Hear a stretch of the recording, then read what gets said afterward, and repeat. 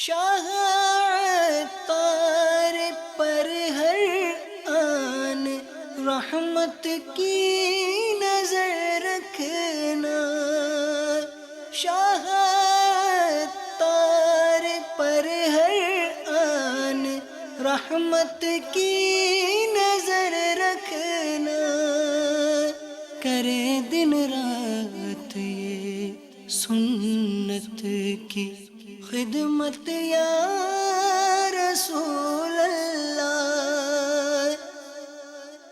الحمد للہ رب العالمین والصلاة والسلام علی سید المرسلین، اما بعد فاعوذ باللہ من الشیطان الرجیم، بسم اللہ الرحمن الرحیم، الصلاة والسلام علیک یا رسول اللہ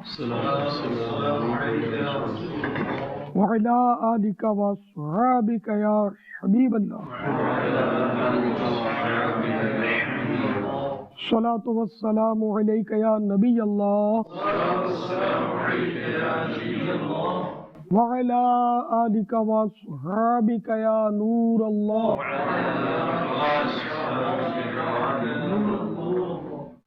بسم اللہ الرحمن الرحیم، انا انزلناه فی لیلۃ القدر وما ادراک ما لیلۃ القدر، لیلۃ القدر خیر من ألف شهر، تنزل الملائكة والروح فيها بإذن ربهم من كل أمر سلام، هي حتى مطلع الفجر۔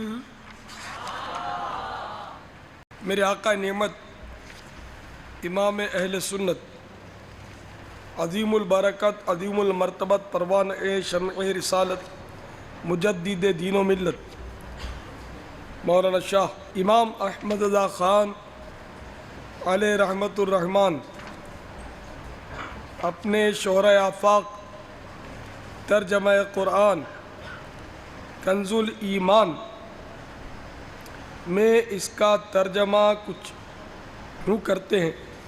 اللہ کے نام سے شروع جو بہت مہربان رحمت والا، بے شک ہم نے اسے شب قدر میں اتارا، اور تم نے کیا جانا کیا شب قدر؟ شب قدر 1000 مہینوں سے بہتر، اس میں فرشتے اور جبریل علیہ السلام اترتے ہیں اپنے رب کے حکم سے، ہر کام کے لیے وہ سلامتی ہے صبح چمکنے تک۔ صلو علی الحبیب صلی اللہ تعالی علی محمد۔ میٹھے میٹھے اور پیارے پیارے سائیں بھائیوں، ابھی میں نے آپ کے سامنے سورہ قدر کی تلاوت کی۔ سورہ قدر میں شب قدر کا ذکر ہے، اور شب قدر کی عظمت اسی سے ظاہر کہ اس کے لیے اللہ تبارک و تعالی نے ایک پوری کی پوری سورت قرآن میں نازل فرمائی۔ اس سورہ مبارکہ میں اللہ تبارک و تعالی نے اس مبارک رات کی کئی خصوصیات ارشاد فرمائی ہیں۔ چنانچہ مفسرین کرام رحمہم اللہ السلام اسی سورہ قدر کے ضمن میں فرماتے ہیں، اس رات میں اللہ حمید جل جلالہ نے قرآن مجید کو لوح محفوظ سے آسمان دنیا پر نازل فرمایا، اور پھر تقریباً 23 برس کی مدت میں تاجدار رسالت صلی اللہ تعالی علیہ وآلہ وسلم پر اسے بتدریج نازل کیا۔ کیا بعید کہ آج شب قدر ہو۔ شب قدر واقعی بڑی قدر والی رات ہے. قدر مانے عزت، عظمت. اور یہ ہمارے پیارے پیارے آقا میٹھے میٹھے مصطفیٰ صلی اللہ تعالیٰ علیہ وآلہ وسلم کی امت کے لیے خصوصی تحفہ. تفسیر عزیزی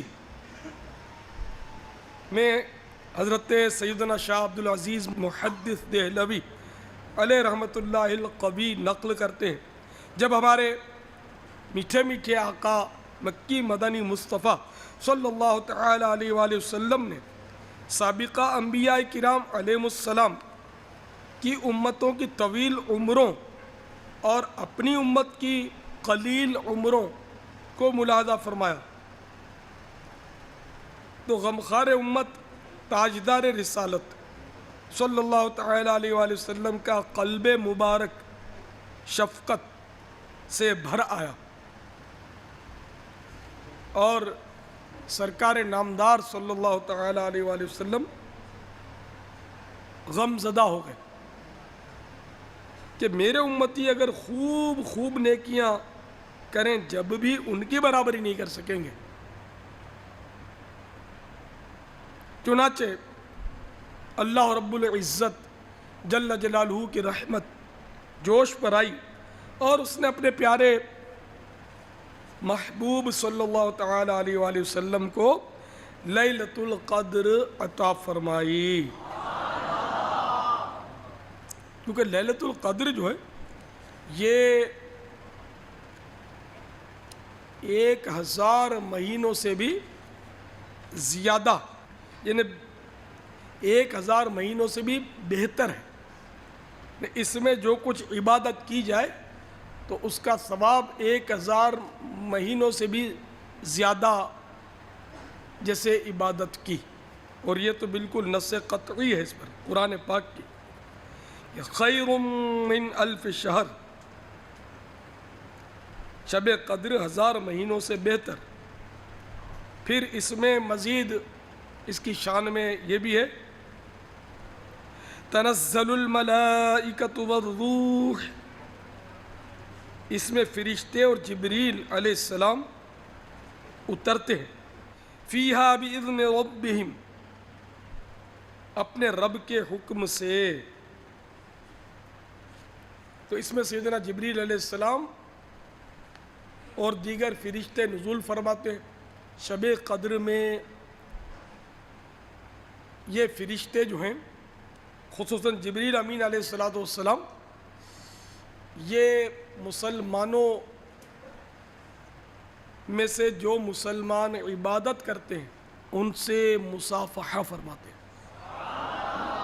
مصافحہ مانے ہاتھ ملانا، ان سے ہاتھ ملاتے ہیں. اور خدا کی قسم بڑا خوش نصیب ہے وہ مسلمان جس سے معصوم فرشتوں کے آقا سیدنا جبریل امین علیہ السلام مصافحہ فرمائیں. تو اس رات میں عبادت کرنے والے کی تو چاندی ہے چاندی. ایک تو یہ کہ یہ رات 1000 مہینوں سے بہتر، اور 1000 مہینے یعنی 83 سال 4 ماہ، اور پھر یہ کہ 83 سال اور 4 ماہ سے بہتر، 1000 سے بہتر. اب کتنی بہتر ہے وہ رب جانے. اور اس کے بتائے سے اس کے محبوب شاہ عرب جانے صلی اللہ تعالیٰ علیہ وآلہ وسلم. اس مبارک رات کا لمحہ لمحہ سلامتی ہی سلامتی ہے، اور یہ سلامتی صبح صادق تک قائم رہتی ہے. اور اس رات کے تعلق سے اللہ تبارک و تعالیٰ کا یہ خاص الخاص کرم ہے کہ یہ عظیم الشان رات صرف اور صرف اس نے اپنے پیارے حبیب صلی اللہ تعالیٰ علیہ وآلہ وسلم کو اور آپ صلی اللہ تعالیٰ علیہ وآلہ وسلم کے طفیل آپ صلی اللہ تعالی علیہ وآلہ وسلم کی امت کو عنایت فرمائی۔ اس سے پہلی امتوں کو یہ شب قدر نہیں دی گئی۔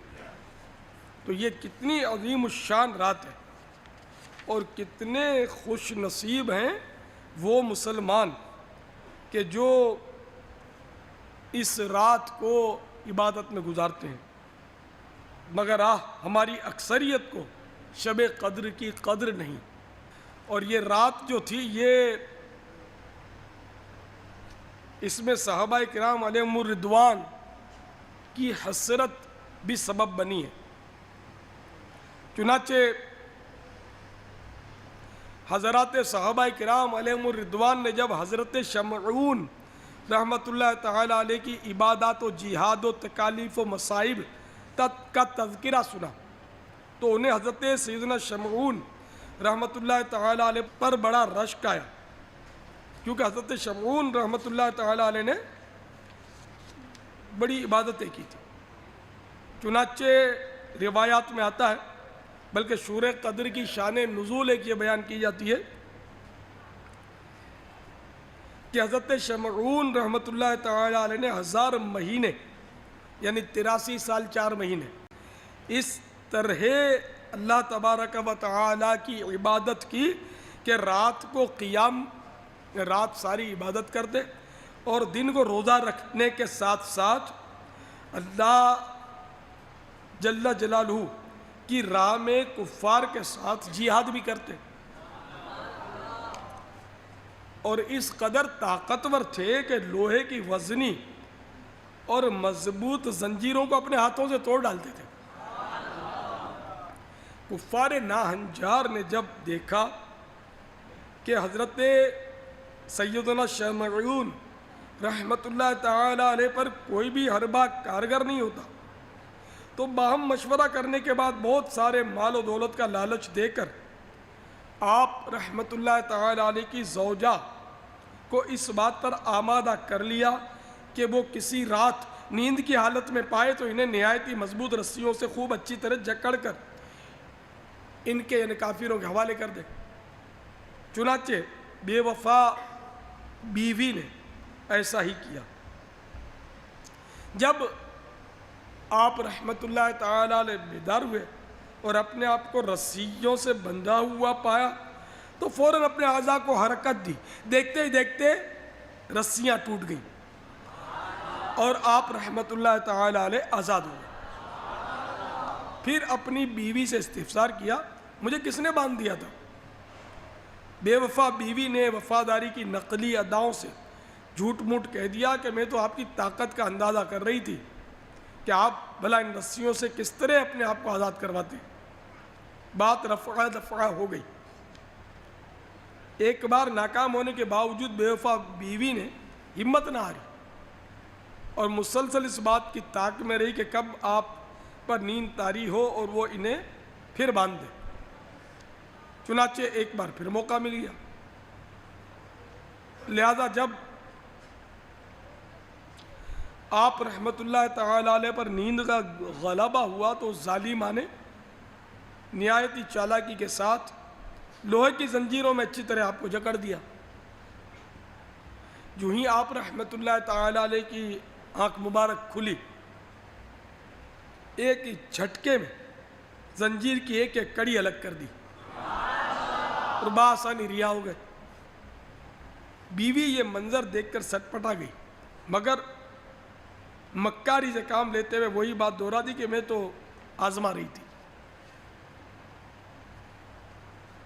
دوران گفتگو سیدنا شمعون رحمت اللہ تعالی علیہ نے اپنی بیوی کے آگے اپنا راز افشا کر دیا کہ مجھ پر اللہ اکرم جل جلالہ کا بڑا کرم ہے، اس نے مجھے اپنی ولایت کا شرف عنایت فرمایا ہے، مجھ پر دنیا کی کوئی چیز اثر نہیں کر سکتی مگر ہاں میرے سر کے بال۔ چالاک عورت ساری بات سمجھ گئی۔ اسے دنیا کی محبت نے اندھا کر دیا تھا۔ آخر کار ایک بار موقع پا کر اس بے وفا نے آپ رحمۃ اللہ تعالی علیہ کو آپ ہی کے ان 8 گیسوؤں سے باندھ دیا جن کی درازی زمین تک تھی. آپ کے جو لمبے لمبے گیسو تھے 8 گیسو تھے, 8 زلفیں, اور زمین تک ان کی لمبائی تھی, ان میں ان کو کس کے باندھ دیا. یہاں کوئی یہ شاید سوچے کہ یہ کیسے ولی اللہ تھے کہ اتنے لمبے لمبے بال. حالانکہ ہمارے یہاں تو یہ ہے کہ سرکار صلی اللہ تعالیٰ علیہ وآلہ وسلم نے کندھوں کے نیچے, مبارک کندھوں کے نیچے بال نہیں رکھے, اور اس کی اجازت بھی نہیں. ہماری امت میں اس کی اجازت نہیں, ہماری شریعت میں اس کی اجازت نہیں. یہ تو اگلی امت کے بزرگ تھے نا, تو اس لیے ان کی شریعت میں اجازت ظاہر ہوگی جب ہی انہوں نے اتنے لمبے گیسو رکھے تھے. آپ رحمۃ اللہ تعالیٰ علیہ کی جب آنکھ کھلی بڑا زور لگایا مگر آزاد نہ ہو سکے. دنیا کی ذلیل دولت کے نشے میں بدمست بے وفا بیوی نے اپنے نیک اور پارسا اور ولی شوہر کو دشمنوں کے حوالے کر دیا. کفار بداتوار نے حضرت سیدنا شمعون رحمۃ اللہ تعالی علیہ کو ایک ستون سے باندھ دیا اور انتہائی بے دردی اور صفاقی سے ان کے ناک, کان کاٹ ڈالے اور آنکھیں نکال لی. اپنے ولی کامل کی بے کسی پر رب العزت جل جلالہ کی غیرت جوش میں آئی. قہر و غضب جبار جل جلالہ نے ظالم کفار کو زمین کے اندر دھسا دیا اور دنیا کے لالچ میں آ کر بے وفائی کرنے والی بدنصیب بیوی پر قہر خداوندی جل جلالہ کی بجلی گری اور وہ بھی جل کر خاکستر ہو گئی. تو میرے پیارے پیارے اور میٹھے میٹھے اسلامی بھائیوں, اسی کے بارے میں نے یہ عرض کیا تھا کہ حضرات صحابہ کرام علیہم رضوان نے جب ان کا ذکر خیر سنا کہ انہوں نے 1000 ماہ کی عبادت بھی کی, 1000 ماہ کی, یعنی اس حال میں عبادت کی کہ رات کو عبادت کرتے تھے, نوافل پڑھتے تھے, قیام کرتے تھے, اور دن کو روزہ رکھتے تھے, اور پھر اس حال میں جہاد بھی کرتے تھے. پھر آپ کے ساتھ ایسا سلوک بھی کیا گیا, حالانکہ باکرامت بزرگ تھے, زنجیریں بھی توڑ دیتے تھے جھٹکے سے, مگر گیسو میں وہ راز تھا کہ وہ اس کو نہ توڑ سکیں گے. بس ان کا وقت پورا تھا, مشیت اللہ تعالیٰ کی, کہ انہوں نے بیوی پر اعتماد کر کے وہ بات بتا دی. اسی لیے ویسے بھی عام طور پہ کہا جاتا ہے کہ عورت کو ہر بات نہ بتائی جائے, اور جو سمجھدار لوگ ہیں ہر بات میں اس کو عورت کو رازدار نہیں بناتے. جہاں تک بتانے کی ضرورت ہے ٹھیک ہے بتائیں, کیونکہ آج عورت محبت کرتی ہے, یہ ضروری نہیں کہ آخر تک اسی طرح محبت کرتی رہے, نادانی میں بھول پن میں بھی وہ راز فاش کر سکتی ہے, لیکن ہر عورت ایسی نہیں ہوتی. بہرحال تو وہ تو تھی ہی کم وقت بے وفا جو بک گئی تھی, اور دولت کے نشے میں بدمست ہو کر اپنے ایسے ولی شوہر کی اس نے قدر نہیں کی. کرامتیں دیکھ کر بھی بدنصیب اندھی کی اندھی رہی, زنجیریں انہوں نے توڑ دی, رسیاں توڑ دی, پھر بھی اس کی عقل نے کام نہیں کیا کہ ایسا با کرامت شوہر کس کو ملے گا. خدمت کر کے اپنی ابدی سعادت کی صورت بناتی نہیں, نے پیسوں کی خاطر اپنے شوہر کو داؤ پہ لگا دیا. تو اس کا جب سنا کہ یہ اتنی عبادتیں کی 1000 مہینے تک, 83 سال 4 مہینے تک عبادت کی اور جہاد کیا اور مظلومانہ شہادت پائی, تو صحابہ کرام علیہم رضوان کو بڑی حسرت ہوئی کہ ہمیں تو نہ اتنی عمریں ملیں گی, مل سکتی, کیونکہ عام طور پہ یہ اس امت کی عمریں جو ہے 60 اور 70 سال کے درمیان رکھی گئی ہیں. ٹھیک ہے کوئی جوانی میں بھی چلا جاتا ہے, تو کوئی زیادہ بوڑھا بھی ہو جاتا ہے, لیکن 60 اور 70 کے درمیان اکثریت. تو پھر 83 سال 4 مہینے کی عبادت, اچھا چلو 100 سال کی بھی عمر ہو گئی کسی کی، تب بھی 83 سال اور 4 ماہ مسلسل عبادت، یہ کس طرح ہو سکے؟ امور خانہ داری بھی تو نبھانے ہوتے ہیں، کاروبار بھی کرنا ہوتا ہے، روزگار کے بھی مسائل ہوتے ہیں، آدمی بیمار بھی ہوتا ہے، تو ہر وقت وہ عبادت نہیں کر سکتا۔ تو حضرت شمعون رحمۃ اللہ تعالیٰ علیہ پر صحابہ کرام کو بڑا رشک آیا کہ ہم تو ان کا مقابلہ کر ہی نہیں سکتے۔ چنانچہ صحابہ کرام جو عبادت کے شائقین تھے، ہمارے لیے اس میں بڑی عبرت ہے۔ ہمیں تو یہ سن لیا تو زیادہ زیادہ سبحان اللہ کہہ دیں گے، جوش آ جائے گا تو نعرہ لگا لیں گے، اور اپنے کو آتا کیا؟ تو انہوں نے بارگاہ رسالت میں عرض کر دی کہ سرکار ہمیں تو بہت تھوڑی عمریں ملی ہیں، اس میں بھی کچھ حصہ نیند میں گزر جاتا ہے، تو کچھ طلب معاش میں، کھانے پکانے میں اور دیگر امور دنیاوی میں کچھ وقت صرف ہو جاتا ہے، لہذا ہم تو حضرت شمعون رحمۃ اللہ تعالیٰ علیہ کی طرح عبادت کر ہی نہیں سکتے، یوں بنی اسرائیل ہم سے عبادت میں بڑھ جائیں گے۔ امت کے غمخوار، مدینے کے تاجدار، رسولوں کے سالار، شہنشاہ ابرار، سرکار والا تبار صلی اللہ تعالیٰ علیہ وآلہ وسلم یہ سن کر غمگین ہو گئے۔ اسی وقت حضرت سیدنا جبریل امین علیہ الصلوۃ والسلام حاضر خدمت بابرکت ہوئے اور اللہ رب العزت جل جلالہ کی جانب سے سورۃ القدر پیش کی اور تسلی دے دی گئی کہ پیارے حبیب صلی اللہ تعالیٰ علیہ وآلہ وسلم، آپ صلی اللہ تعالیٰ علیہ وآلہ وسلم رنجیدہ مت ہوں، آپ کی امت کو ہم نے ہر سال میں ایک ایسی رات عنایت فرما دی کہ اگر وہ اس رات میں میری عبادت کریں گے تو حضرت شمعون رحمۃ اللہ تعالیٰ علیہ کے 1000 ماہ کی عبادت سے بھی بڑھ جائیں گے۔ لیکن اس میں یہ نا کہ لیلۃ القدر خیر من الف شہر، لیلۃ القدر جو ہے یہ 1000 مہینوں سے بہتر ہے۔ حضرت سیدنا شمعون رحمۃ اللہ تعالیٰ علیہ نے 1000 ماہ عبادت کی، لیکن یہاں 1000 ماہ سے بھی بہتر۔ تو خدا کی قسم ہم کیسے نصیب والے ہیں، اور یہ سارے کا سارا ہم کو تو بغیر مانگے ملا نا، ہم نے کون سا مطالبہ کیا تھا، اور یہ اس طرح کے واقعات سن کر ہم نے کون سا تڑپنا ہے، رونا ہے کہ یا اللہ بنی اسرائیل کو اتنی فضیلت حاصل ہو گئی اور ایسے ایسے اس میں ولی ہوئے، اور ہماری تو عمریں ہی چھوٹی ہیں، ہم کہاں ایسی عبادت کر سکتے ہیں، ہم کو کون سی حسرت ہوئی ہے، ہم نے کون سی اس کے لیے جد و جہد کی ہے۔ ہم کو تو سچی بات ہے کہ وہ گھر بیٹھے یہ نعمت مل گئی لیلۃ القدر کی، افسوس پھر بھی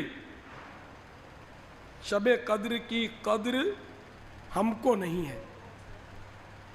ایک صحابہ کرام علیہ رضوان تھے کہ ان کی حسرت پر ہم لوگوں کو بغیر خواہش کے اتنا بڑا انعام مل گیا شب قدر کا، دیکھو ان کی خواہش پر ملا نا، ہم نے تو خواہش نہیں کی تھی، ہماری تو ایسی سوچ ہی کا ہے کہ ہم کسی بزرگ کی عبادت کے تذکرے سنیں تو ہم کیا کرتے ہیں، عبادت کے تذکرے سنتے ہیں سبحان اللہ نعرہ تکبیر، اس کے سوا اپنے کو کچھ آتا تو ہے نہیں، چلو خوش تو ہوتے ہیں، لیکن ہمیں اس میں سے کوئی عبرت کے مدنی پھول چننے کی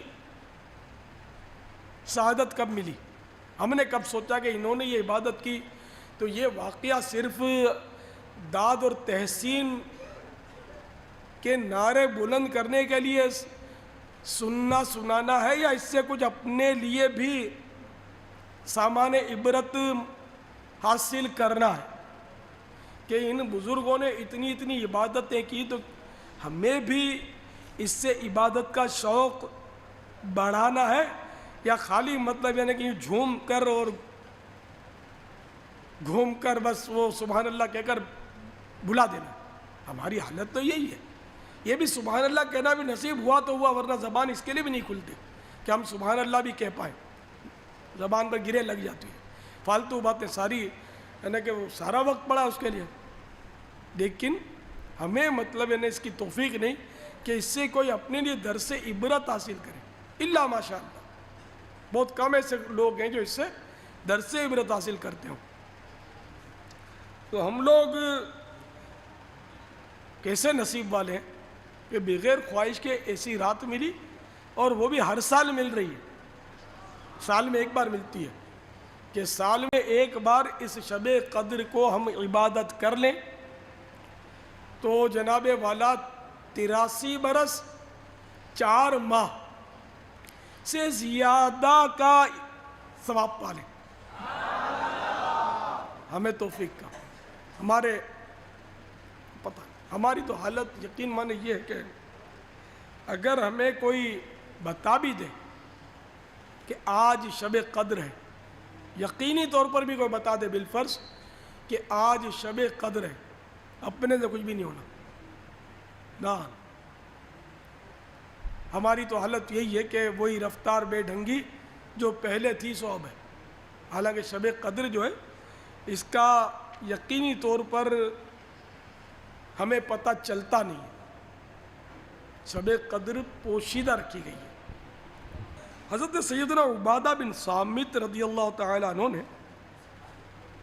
سرکار والا تبار باذن پروردگار دو جہاں کے مالک و مختار شہنشاہ ابرار صلی اللہ تعالیٰ علیہ وآلہ وسلم کی خدمت پر انوار میں شب قدر کے بارے میں سوال کیا تو سرکار مدینہ منورہ سردار مکہ مکرمہ صلی اللہ تعالیٰ علیہ وآلہ وسلم نے ارشاد فرمایا، شب قدر رمضان المبارک کے آخری عشرے کی طاق راتوں یعنی 21ویں، 23ویں، 25ویں، 27ویں یا 29ویں شب یا رمضان کی آخری رات میں ہے۔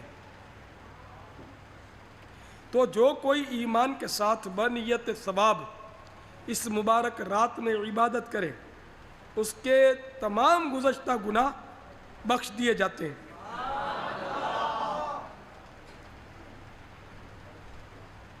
اس کی علامات میں سے یہ بھی ہے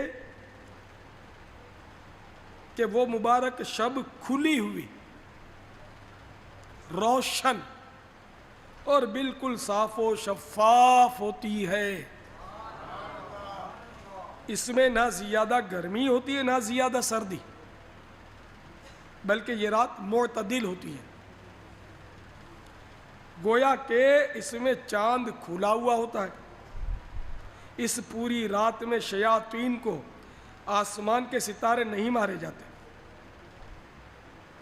مزید نشانیوں میں سے یہ بھی ہے کہ اس رات کے گزرنے کے بعد جو صبح آتی ہے اس میں سورج بغیر شعاع کے طلوع ہوتا ہے، اور وہ ایسا ہوتا ہے گویا کہ 14ویں کا چاند۔ میرے آقا صلی اللہ تعالیٰ علیہ وآلہ وسلم مزید فرماتے ہیں کہ اللہ عز و جل نے اس دن طلوع آفتاب کے ساتھ شیطان کو نکلنے سے روک دیا ہے۔ تو یہ ذہن میں رکھیں کہ اس ایک دن کے علاوہ ہر روز سورج کے ساتھ ساتھ شیطان بھی نکلتا ہے۔ تو یہ علامات آپ نے ملاحظہ فرمائی کہ شب قدر کی میرے آقا صلی اللہ تعالیٰ علیہ وآلہ وسلم نے ارشاد فرمائی۔ تو اس حدیث مبارکہ میں یہ بھی فرمایا گیا کہ رمضان المبارک کے آخری عشرے یعنی آخری 10 دن کی طاق راتوں میں یا آخری رات میں سے، چاہے وہ 30ویں شب ہو، کوئی ایک رات شب قدر ہے۔ اس رات کو مخفی رکھا گیا، پوشیدہ رکھا گیا ہے۔ اس میں ہزارہ حکمتیں، جن میں یقیناً ایک حکمت یہ بھی ہے کہ مسلمان ہر رات اسی رات کی جستجو میں اللہ رب العزت جل جلالہ کی عبادت میں اس رات کو گزارے، کہ نہ جانے کون سی رات شب قدر ہو۔ اسی حدیث پاک میں شب قدر کی بعض علامات جو ارشاد فرمائی گئی ہیں، ان علامات کے علاوہ بھی دیگر روایات میں مزید علامات لیلۃ القدر کا بیان کیا گیا ہے۔ چنانچہ شب قدر کی ایک علامت یہ بھی ہے کہ اس رات میں سمندر کا کھاری پانی میٹھا ہو جاتا ہے۔ نیز انسان اور جنات کے علاوہ کائنات کی بقیہ ہر چیز اللہ رب العالمین جل جلالہ کی بزرگی کے اعتراف میں سجدہ ریز ہو جاتی ہے، سجدے میں گر جاتی ہے۔ اس ضمن میں ایک بڑی ایمان افروز حکایت حضرت سیدنا اسماعیل حقی علیہ رحمۃ اللہ القوی نے نقل کی ہے۔ حضرت سیدنا عثمان ابن ابی العاص رضی اللہ تعالیٰ عنہ کے غلام نے ان سے عرض کی، اے آقا، مجھے کشتی بانی کرتے ایک عرصہ گزرا، میں نے دریا کے پانی میں ایک عجیب بات محسوس کی جس کو میری عقل تسلیم کرنے سے انکار کرتی ہے۔ حضرت سیدنا عثمان بن ابی العاص رضی اللہ تعالیٰ عنہ نے استفسار فرمایا، وہ کیا عجیب بات ہے؟ عرض کی، میرے آقا، ہر سال ایک ایسی رات بھی آتی ہے کہ جس میں سمندر کا پانی میٹھا ہو جاتا ہے۔ آپ رضی اللہ تعالیٰ عنہ نے غلام سے فرمایا، اب کی بار خیال رکھنا، جیسے ہی رات میں پانی میٹھا ہو جائے تو مجھے مطلع کرنا۔ تو جب رمضان المبارک کی 27ویں رات آئی تو غلام نے آقا سے عرض کی کہ یا سیدی، آج سمندر کا پانی میٹھا ہو چکا ہے، اللہ عز و جل کی ان پر رحمت ہو اور ان کے صدقے ہماری مغفرت۔ تو یہ علامات شب قدر کی۔ تو مجھے اس وقت الحمدللہ دعوت اسلامی کے عالمی مدنی مرکز فیضان مدینہ میں ہزارہا اعتکاف کرنے والے سائیں بھائی نیز آج جمعرات ہیں، اس لیے مزید جو اجتماع کے لیے سائیں بھائی تشریف لائیں وہ بھی، اس کے علاوہ مدنی چینل کے ذریعے دنیا میں جہاں جہاں عیسائی بھائی سن رہے ہوں، عیسائی بہنیں سن رہی ہوں، ان سب کو الحمدللہ یہ معلوم ہوا کہ لیلۃ القدر کی کیا اہمیت ہے۔ معلوم تھا تو تازہ ہو گئی یہ باتیں کہ بہت اہمیت ہے، اور اس کی علامات بھی الحمدللہ بیان کی گئی ہیں۔ مدینہ حضور، آپ نے ارشاد فرمایا کہ لیلۃ القدر کی رات سمندر کا پانی میٹھا ہو جاتا ہے، اسی طرح جن و انس کے علاوہ چیزیں یہ سجدے میں گر جاتی ہیں، یہ ہمیں کیوں نظر نہیں آتا؟ آنکھ والا تیرے جوبن کا تماشا دیکھے،